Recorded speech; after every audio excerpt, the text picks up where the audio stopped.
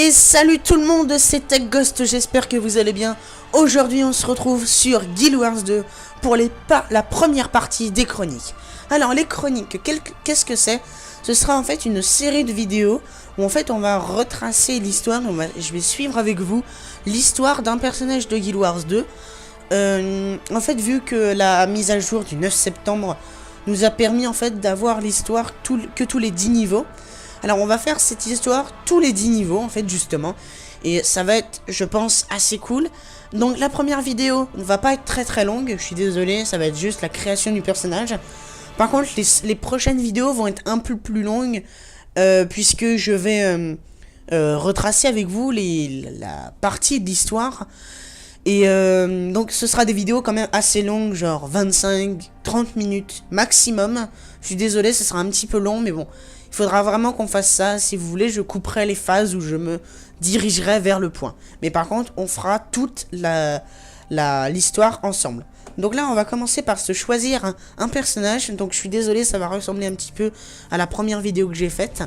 Mais bon, il faut bien commencer par quelque chose. Donc, moi, j'avais vraiment pensé à devenir un char, puisque les chars, c'est vraiment stylé. Avec les cornes, la guerre, c'est vraiment tout ce qui se rapproche de la guerre. On peut voir les armures à char de la guerre sont vraiment pas mal.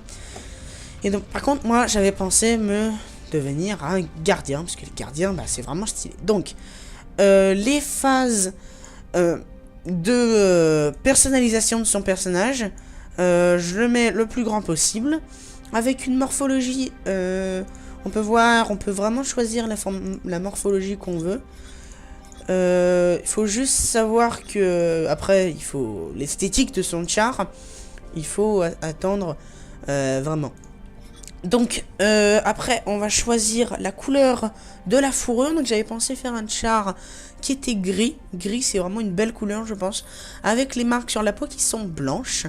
Donc vraiment on peut personnaliser sa fourrure comme on veut. Il y a vraiment des personnalisations de classe qui sont vraiment très poussées. Donc nous on va prendre peut-être celle-là avec des fines bandes. Donc ne vous inquiétez pas pour la coupe, hein, évidemment on va la changer.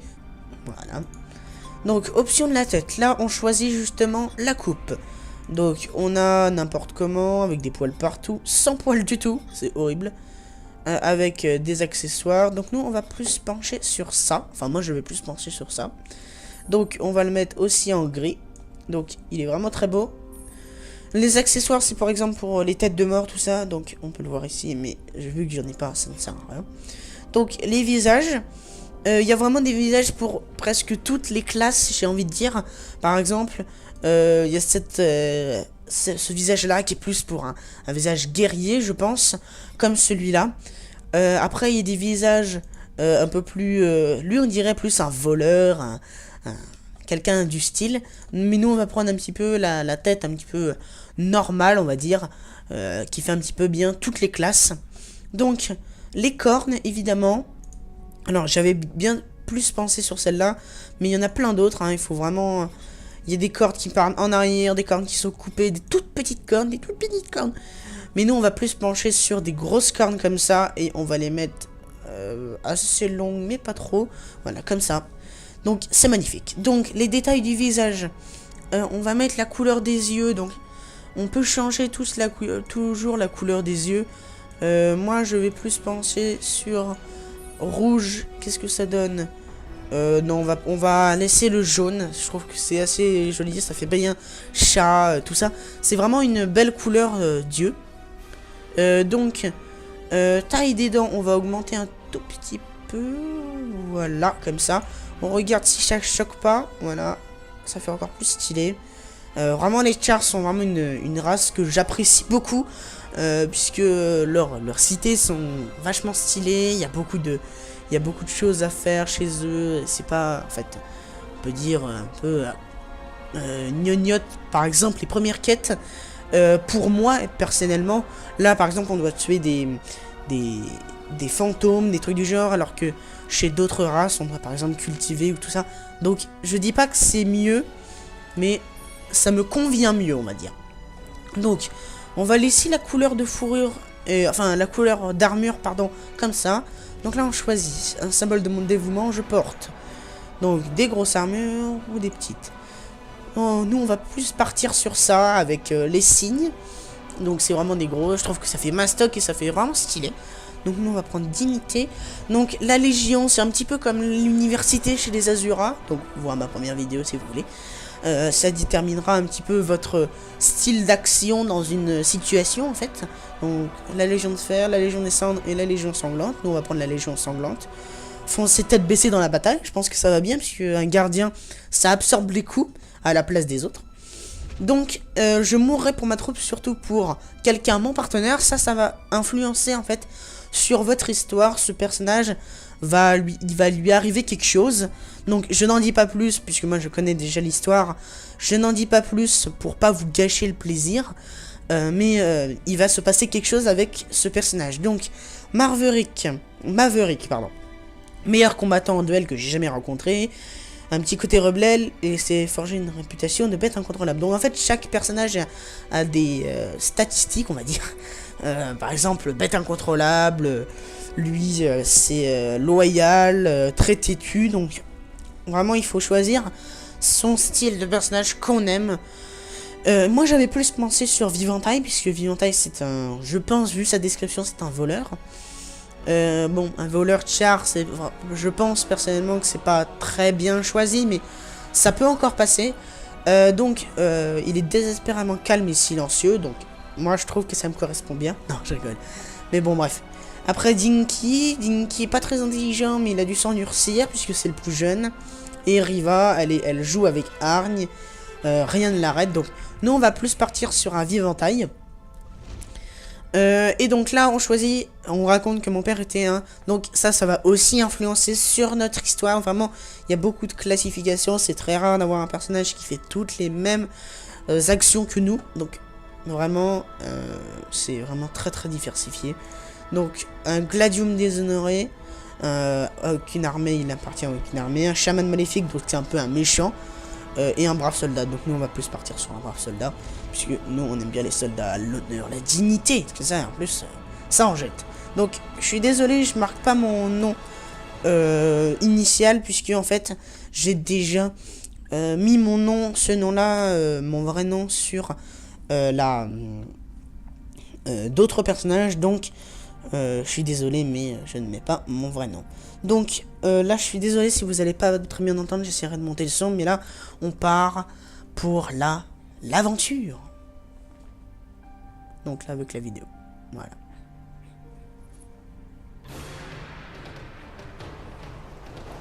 Je suis un char. Dans ce monde de combat incessant, je suis la plus mortelle de toutes les armes.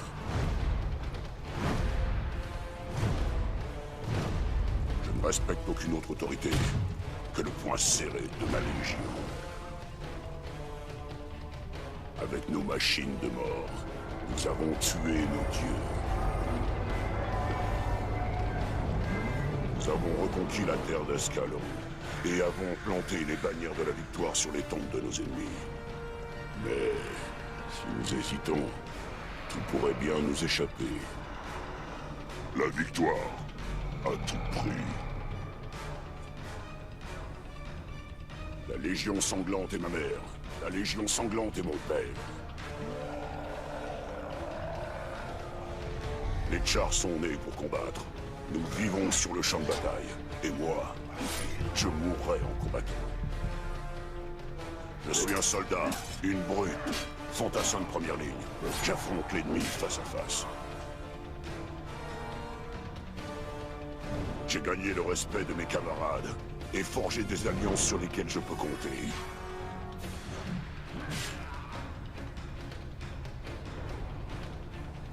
La Légion sanglante nous enseigne le sens du mot devoir. Nous sommes implacables. Aujourd'hui, les soldats de la Citadelle Noire attaquent les fantômes qui tourmentent ce pays. J'ai été appelé en renfort sur le rempart.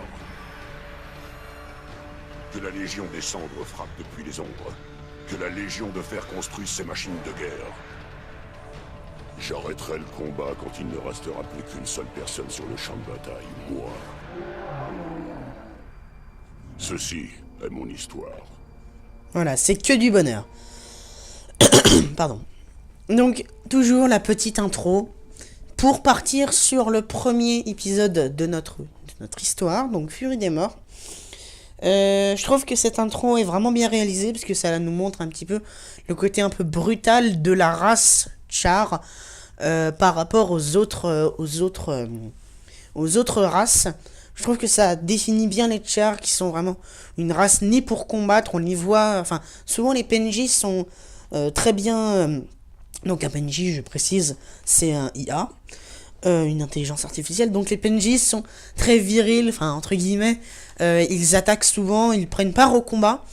Alors que dans certaines phases de l'histoire, par exemple des humains, les PNJ s'enfuient presque et nous laissent le boulot pour nous tout seuls. Donc voilà, on a la première partie de notre histoire. Donc on commence par un paysage magnifique, il pleut, c'est la guerre contre les fantômes. Et nous, on y va vaillamment. Donc, on doit aller partir. Donc, je suis désolé, il y a les tutoriaux. On doit aller parler à Madame Coupe-Caboche. Donc, je vais laisser un petit peu le temps de lire. Ok, pour les légions. Donc, on doit combattre jusqu'au front, avancer jusqu'au front. Là, on voit... ah oui, ils prennent quand même super cher. Donc là, oh tiens, on revoit Riva, en fait. Qui fait partie de notre troupe.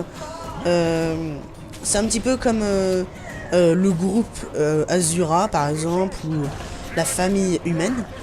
C'est en fait un groupe avec qui on va avoir un petit peu une histoire. Donc là on voit il y a Maverick pardon. Là il n'y a plus personne, donc on va se faire lui. Coucou toi, allez viens par là, bim. On le protège lui parce qu'il va bientôt crever. Ah non, je rigole. Donc, on le détruit. Hop. Et là, on doit parler à notre petit personnage. Donc, je laisse la vidéo comme d'habitude. J'ai besoin de ton aide, soldat. Le tribun Brimstone m'a ordonné de rejoindre la crypte. Mais mes blessures sont trop graves. Qu'y a-t-il de si important pour que le tribun de la Légion sanglante se soit déplacé jusqu'ici? Le fantôme du duc Baradin est bien plus puissant que ce que nous pensions. Son armée vient juste de percer nos défenses. Rytlock est sur le point de l'affronter. S'il l'emporte, il faudra des semaines aux fantômes pour s'en remettre. Cela nous laissera le temps de reconstruire notre périmètre. J'y vais. Allez, on y va. On va... Sinon, il y a plein d'éclaireurs qui sont morts. Donc, on va corriger ça. On va rejoindre l'entrée de la crypte. Donc, on voit, il y a nos personnages. Il y a Dinky qui est là, qui est très sympa. Mon petit fantôme a une bonne surprise pour toi. Il a un bouclier quand même, c'est stylé. On voit Urial. Donc, il va se passer quelque chose avec notre troupe. Mais je n'en dis pas plus. Puisque... il faut éviter de gâcher le plaisir. Donc, on doit rejoindre l'unité de Rytlock Brimstone. Donc, hop, pardon. Hop. On doit détruire ces paysans ascaloniens. Donc, Ascalon, en fait, c'est l'endroit où nous sommes. Nous sommes... vu que... En fait, les Chars ont tué tous les hommes qui vivaient là. Donc, c'est pour ça que nous combattons des hommes fantômes, puisqu'en fait, ils sont revenus des morts, blablabla, tout ça. Donc, on avance pour aller rejoindre Rytlock Brimstone, celui qu'on va retrouver plus tard dans notre histoire. Donc, vraiment, on rencontre vraiment beaucoup de personnages qu'on a déjà vus au début. Donc, là, Rytlock Brimstone, qui est un guerrier de Char, un des plus puissants des Chars. Donc, allez hop, on va le faire. Donc, ça, à mon avis, ça annonce un boss. Je le sais déjà, mais... Oups, Oups, je l'ai dit. Donc, hop, on détruit les vagues de fantômes, comme c'est indiqué ici. Donc, c'est assez simple, hein, il n'y a vraiment pas de difficulté. C'est les premiers niveaux. De toute façon, ce serait dommage que les premiers niveaux soient durs, parce que ça enlèverait un petit peu le goût du jeu. Là, on n'a aucune chance de mourir. Je trouve personnellement que c'est bien, ça donne un petit peu envie de continuer. En fait, c'est pas un jeu qui est très dur, il faut vraiment bien comprendre le style de jeu. Vraiment quelque chose qui s'apprend, en fait, qui ne se prend pas trop à la légère, je pense. Mais bon, on peut tout de suite commencer, par exemple, quelqu'un qui n'a jamais joué à un jeu comme celui-ci de sa vie peut très bien commencer cette partie sans aucun problème. Il n'y a vraiment aucun problème. Hop. Alors, notre petit duc Baradine. Allez, on va se le faire. Donc, on le démonte, toujours au début. Donc, on peut voir c'est un humain. On l'a déjà tué, mais il revient. Ils sont acharnés, ces humains. Donc, hop, on les démonte. Enfin, on le démonte plutôt. Nous sommes 1, 2, 3, 4, 5, 6, 7. Donc, cela varie en fait. Si d'autres personnes veulent faire l'histoire avec vous, peuvent, évidemment. Lui, c'est un fou, il est sauté. Donc, un petit peu, la petite animation, ça indique que c'est un boss. Je trouve que l'animation est stylée. Et hop là. Donc, c'est un fantôme, il a pris le contrôle de la statue. Et nous, on va lui refaire le portrait. Donc, coucou, Duc Baradine. Enfin, moi je dis Duc Baradine, mais d'autres peut-être disent Duc Barada. Je ne sais pas. Donc, c'est vraiment un boss qui se fait ultra facilement. On peut le faire tout seul. Les bots, enfin les IA, les intelligences artificielles, sont très nuls. Donc, voilà. Ah oui, donc, ce qui différencie un boss des autres ennemis du jeu, c'est que en fait ils ont plus d'attaques que les autres, vu que les autres ennemis ont par exemple une attaque, enfin ils attaquent plutôt de loin tout le temps ou de près tout le temps, alors que les boss attaquent de près, comme on peut le voir là en écrasant sa massue. Donc si on est en dessous, on prend des dégâts. Il peut attaquer de loin avec une volée comme ça, et il peut faire peur, comme on voit ici.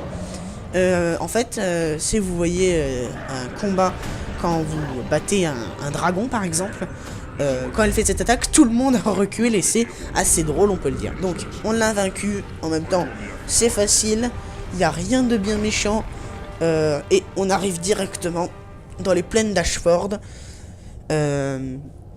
qui sont un petit peu le point de départ de notre aventure.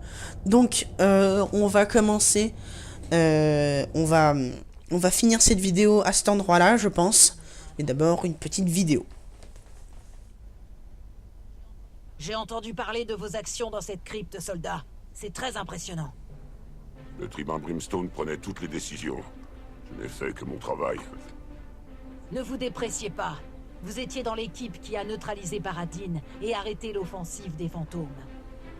La menace contre Fumerol a été écartée et vous y avez contribué. Mais les vidéos sont vraiment très jolies, je pense. Hein. Il y a vraiment de l'interaction, c'est pas juste un personnage qui ouvre la bouche. Des fois, ils font des gestes. C'est vraiment une partie du jeu qu'ils ont, je trouve, c'est les premiers. En tout cas, c'est le premier jeu où je vois de telles vidéos pour l'histoire. Après, je ne sais pas, j'ai pas joué à beaucoup de ce style de jeu. Mais je trouve que c'est vraiment un point fort de ce jeu. C'est vraiment un jeu qui est magnifique, sérieusement. Et voilà, donc nous avons fini le premier niveau. Et vu maintenant la mise à jour du 9 septembre, c'est que maintenant nous avons une nouvelle interface à chaque fin de niveau. Et en fait maintenant on gagne des objets à chaque fin de niveau, alors qu'avant on montait le level et on pouvait acheter les armes que au Lion Noir presque. Au Lion Noir, je précise, c'est commerce pour acheter des armes, tout ça. Donc, c'est sur ce qu'on se quitte. J'espère que la vidéo vous a plu. Si c'est le cas, mettez un pouce vert si vous voulez pour me dire que vous avez aimé. Et je vous dis salut, c'était TechGhost. À la prochaine.